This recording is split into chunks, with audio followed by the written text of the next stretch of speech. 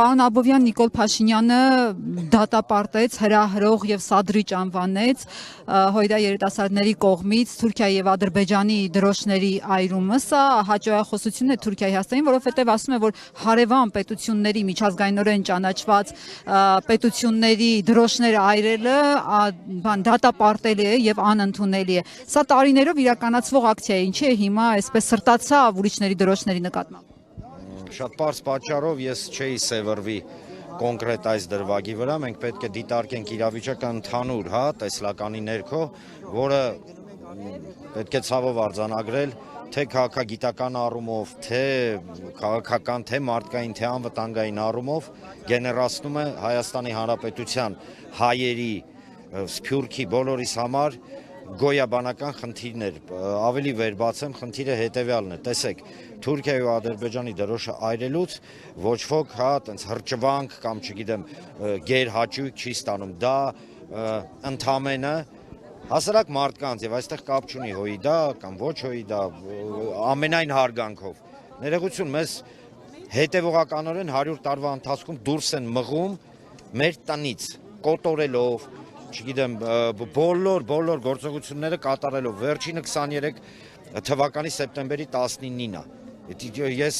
հասկանում եմ, որ գոյություն ունի օրինակ իշխանական տեսլական գնալ եւ բարելավել Թուրքիայի եւ Ադրբեջանի հետ հարաբերությունները, բայց մենք պետք է շատ հստակ եւ պարզ ֆիքսենք հետեւյալը, որ Թուրքիան եւ Ադրբեջանը բարելավման եւ խաղաղության տեսլականի ներքո տեսնում են արևմտյան Ադրբեջան եւ հայերի բնաջնջում։ Հիշեցնեմ, միգուցե մոռացել է իշխանությունը, նույն Էրդողանը, երբ որ օկուպացված Արցախում ռազմական զորավարժություններ էին եւ հետո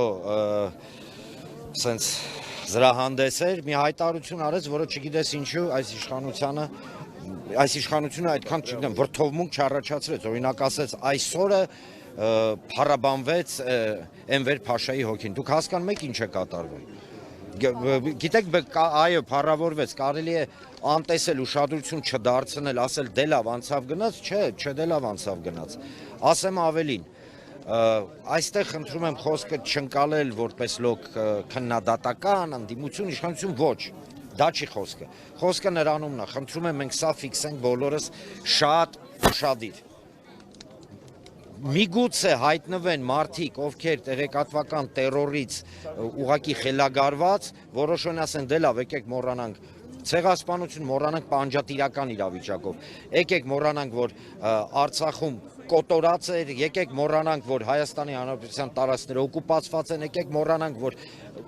չկա գետ մեկ գյուղ կամ քաղաք Հայաստանում, որի վրա թուրքը իր կեղտոտ երախը չի բացում այսօր, թուրքի նկատի ունեմ ենթաթուրքերին ադրբեջանցիներին, այդ ամեն ինչ կարող եք մոռանալ, բայց հիշեք մի բան, թուրքը դա չի մոռանալու, թուրքը չի մոռանալու, որ մտել է մեր ու մանուկ մորթելով անպատիժ է մնացել, եւ դա ըստ էության հրավեր է Թուրքիայի ու Ադրբեջանին հրավեր ուղիղ իմաստով, որ գիտեք ամեն ինչ կարելի անել, ասեմ ավելին մեկ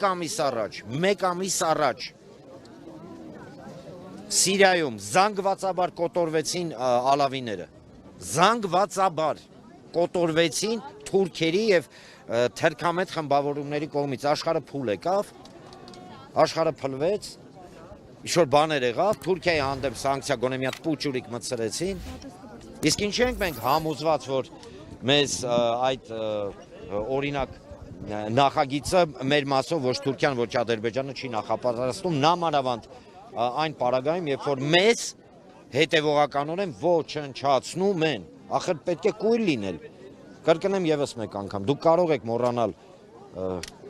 ցեղասպանությունը, բայց ցեղասպանողը երբեք չի մոռանա դա։